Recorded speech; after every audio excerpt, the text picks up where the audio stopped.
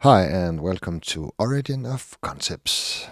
In this episode, we'll walk through the dragon, or Loong from Chinese mythology. And I think you all know the dragon up here from your childhood and through your adult life. The Chinese dragon is a wingless creature with a snake-like body, often associated with controlling water, rainfall, storms, and agriculture. Deeply rooted in culture since 3000 BCE, it historically represents imperial authority, with emperors often called the sons of dragons, or the sons of the dragon. In Chinese mythology, there are 9 primary dragons.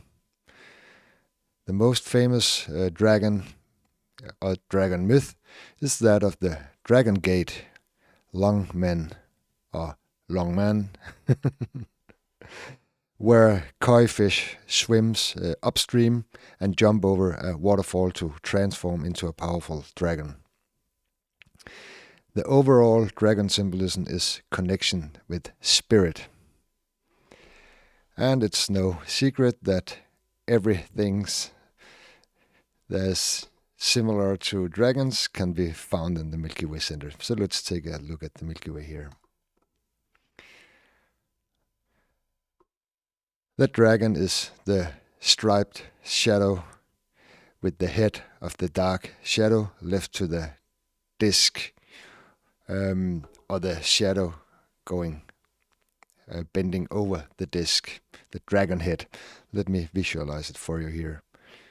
The dragon starts here, and then it moves up here and have a mouth here. And then it does something like this, some fire here, and then the head is here. And then we got the thing here on the mouth. Maybe I can do something like this. Yeah. But that's the dragon. And the dragon has evolved over time because it's basically started as like a sea. Oh, this way. Like a sea with some kind of wing of the top. But I'll come to that later. But this is the area we have to focus on when we talk about the Chinese dragon. And let me see here. The dragon is associated with water, rainfall, storm, and agriculture. And yes, it is, because the striped shadow here is all of them. It's the water. Let me illustrate here. It's the water. It's the rainfall, as you see now, the raindrops in the rainbow, the bow of rain. And then it's storms. The striped shadow is also the storm, or the whirlwind, or tornado, or whatever you like. Storming weather. And agriculture is, of course, also the stripes in the striped shadow, because the striped shadow here is the earthly, or the mortal world. And everything coming from the dragon through the disc light, the spirit light, manifests into, the weather and the agriculture in the mortal world. It's never raining above the sky.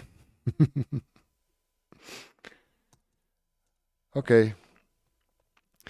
And in Chinese mythology, there is 9 primary dragons.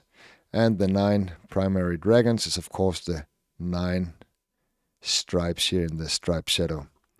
So the 9 dragons is an allegory of the 9 stripes.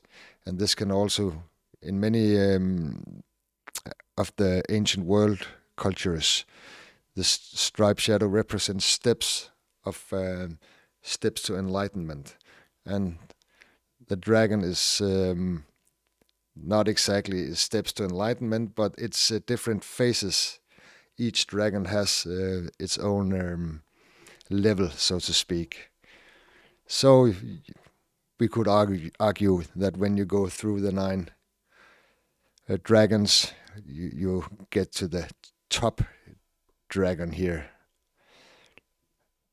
at the top of the disc.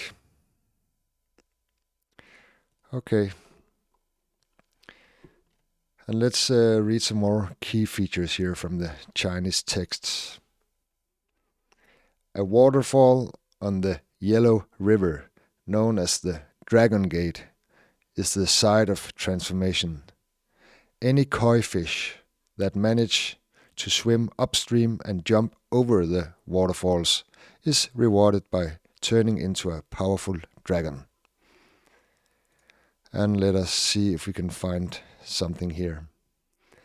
First of all, the Yellow River, or the waterfall known as the Dragon Gate, is of course the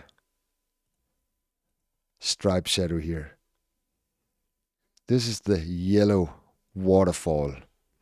And the reason why it is yellow is because of the spirit light here in the golden disk in the Milky Way center.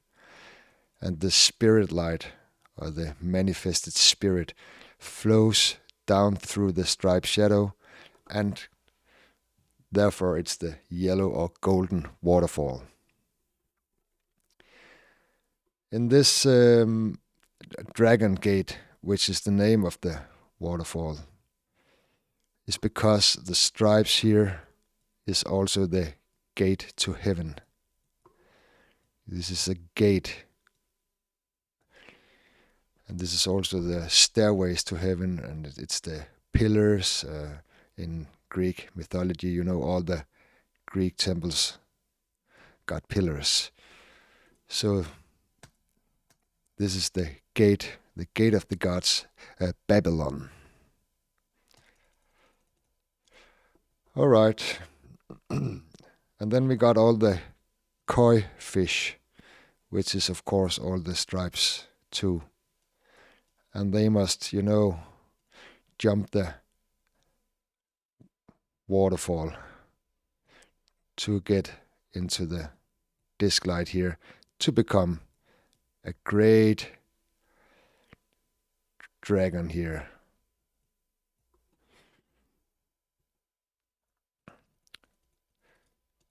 So, and I think that's all. And the upstream is of course the striped shadow here streaming up. So I think you know what I mean. And then we got the emperors in China, who often were called the sons of the dragon. And the sons of dragons is of course the disc here. This is the son here of the dragon, and the sons is of course if there's more than one, if we speak of more than one, so that's the stripes and the striped shadow. But this is the son of the dragon. The same as in we got the Jesus was called the light of the world. And we got the Greek Helios and a lot of Apollo and a lot of other entities. So it's basically the same story. Here we got the son of the dragon. And the sun, and sun is of course not the physical sun or a sun. It's basically related to the shining manifested spirit into the flesh, into the mortal world. So the emperors, was the divine messengers between the mortal world and the divine, between the dragon and mankind, so to speak. All right. Dragons live in the sky/clouds, at the bottom of seas, in rivers, lakes, and waterfalls. They dwell in underwater palaces associated with mountains or underground, and they guarding hidden treasures. Okay, so let's take a look at that. First of all, the sky or clouds is an allegory of the Milky Way center, but specifically this part is always the cloud or the sky in the world myth, every single one of them. And they also live at the bottom of the sea, and the bottom of the sea is of course the striped shadow. So this is the bottom of the sea here, the striped shadow. And they live in rivers and waterfalls, which is also the striped shadow here. And then they live in lakes, and the sky up here is also the lake. It is always the lake or the fresh water. And then we got the palaces. And the palaces, or the palace, is of course the striped shadow, representing towers and houses and gates and pillars and stuff like that. So here we got the palace in the sky. Or, sorry, on the bottom of the water. Because they live underwater. And it's because normally, it's the castle in the sky, but when we talk dragons, it's the castle on the bottom of the sea, or on the bottom of the waterfall, or yeah, you know what I mean. And then they are also related to mountains, and the mountains is of course the entire Milky Way center here, and specifically this area, the Olive Mountain, or whatever. But this is the mountain they are associated with. And then there's also another mountain here. Let me try to read it out, because this is the main mountain here. But sometimes the striped shadows here is also the mountains. And it depends on which type of dragon we try to... the aspect of the dragon decides if it's the big mountain or if it's one of the other mountains here in the striped shadow. Because there's 9, and I only make a, overall dragon symbolism here. Otherwise, the video will take 24 hours. I think the Chinese got like 1,000 dragons, or maybe more. They got a dragon for almost each aspect of life or things, so that's crazy. And then the dragon is guarding treasures. And the most precious treasure in the Chinese mythology is, of course, the golden pearl here. The golden disc in the Milky Way center, manifested spirit flowing into the earth or the mortal world. Because the striped shadow here is always represents the mortal world. And mortal stuff, the flesh and everything related to the mortal world in the myths. And there's more treasures, because inside the striped shadow, or specific this area surrounded the striped shadow. We got a lot of different colored stars, which is the jewels or gemstones or whatever. And combined with the striped shadow here, it also that's also the reason why the dragon has so many colors, or why it is so colorful. It represents the colored stars in the striped shadow. Very important to know that. So that's the reason for all the colors. And yeah, dragons are the chariots of the gods. And of course they are, because the chariot of the gods is like here. In the Chinese version, this is the chariot of the god. And the god is of course sitting right here.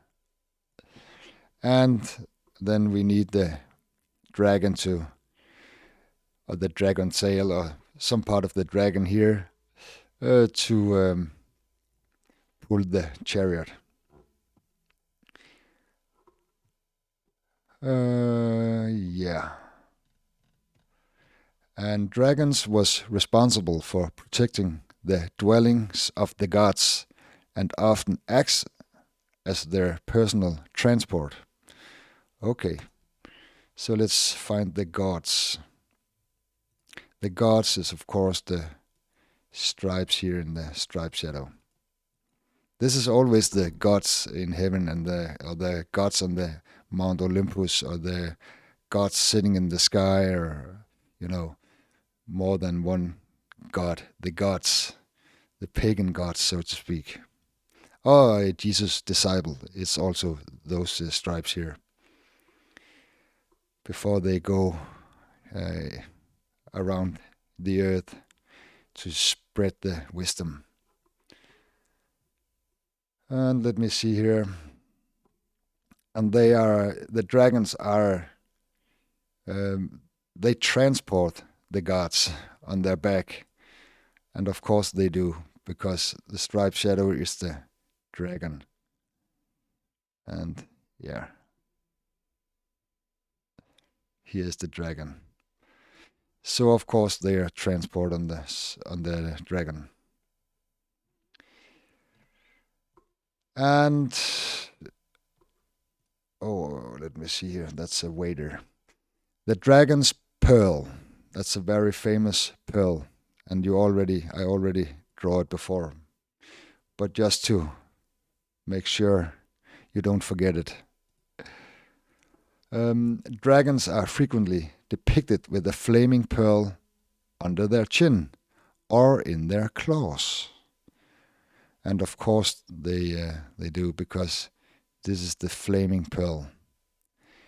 And we know why it is flaming, because it's the divine disk light from the center of the Milky Way, the golden disk here. And the claw holding the flaming pearl is of course the three shadows here, because they are always the claw of the dragon claws. There's also another claw or pawn in the Milky Way center. Let me draw it here. That's the lion's pawn here, with the claws here. So, but that's not the dragons. The dragons use the big claws. And if you see, if I mute here, you can see it. The dark shadows, the three main dark shadows of the Milky Way center, forms a claw, or the foots of a bird-like thing holding the pearl, the flaming pearl. And the 9 offspring or sons of the dragon we already know. I don't know why I wrote it again, but it's the 9 stripes here, because they manifest from the dragon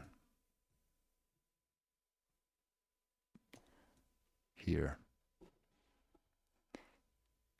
Through the golden eye, of course. The manifested spirit manifest into the sun, to the physical sun. And the last thing I have on my sheen today is the oldest depiction of a dragon. And let me first draw it, and then I'll show you the picture afterwards. The oldest depiction of the dragon is